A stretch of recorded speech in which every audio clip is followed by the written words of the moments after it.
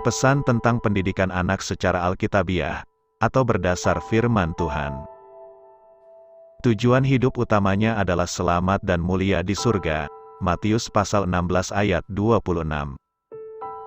Pendidikan anak, baik untuk ukuran dunia, mendidik anak menjadi baik, pintar, beradab, terhormat dan sukses. Tetapi itu tidak cukup, untuk bisa mendidik anak tahan terhadap dosa-dosa akhir zaman, terus hidup suci seperti Kristus, dan masuk surga. Prioritas utamanya adalah pendidikan alkitabiah, dan pendidikan sekolah sebagai fasilitas untuk hidup di dunia.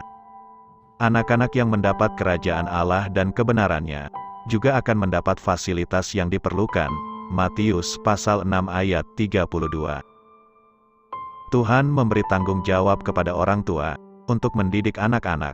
Amsal pasal 29 ayat 17, Efesus pasal 6 ayat 4. Anak-anak belum bisa membedakan, mana yang baik dan mana yang jahat. Ibrani pasal 5 ayat 13-14.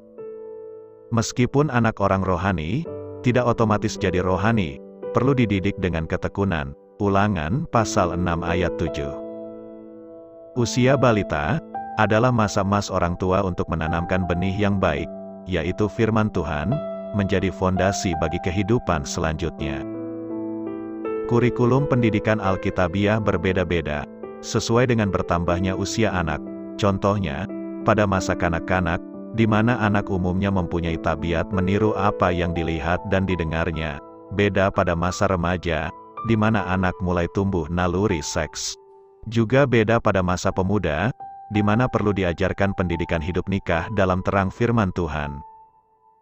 Orang yang sudah menikah, seharusnya sudah matang secara jasmani dan rohani, dan pada waktu itulah, anak meninggalkan bapak ibunya. Matius pasal 19 ayat 5.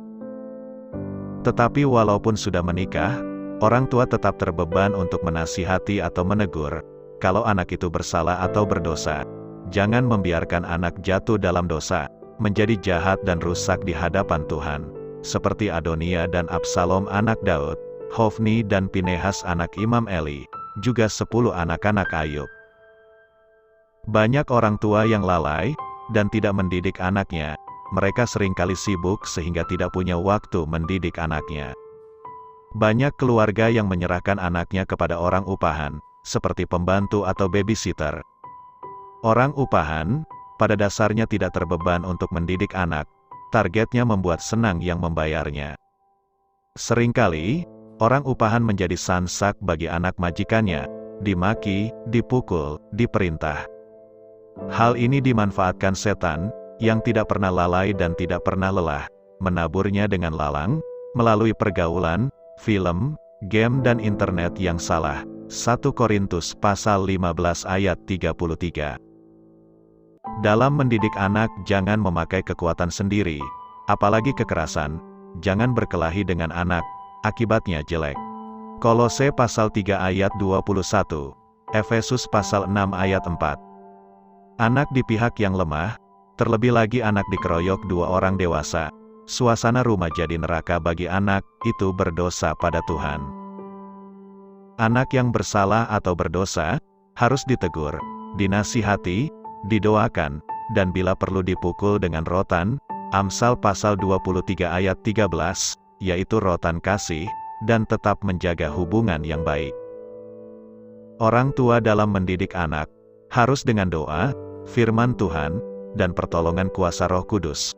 Orang tua harus lahir baru, dan mengerti kebenaran firman Tuhan, supaya tidak salah mendidik anaknya. Markus pasal 12 ayat 24.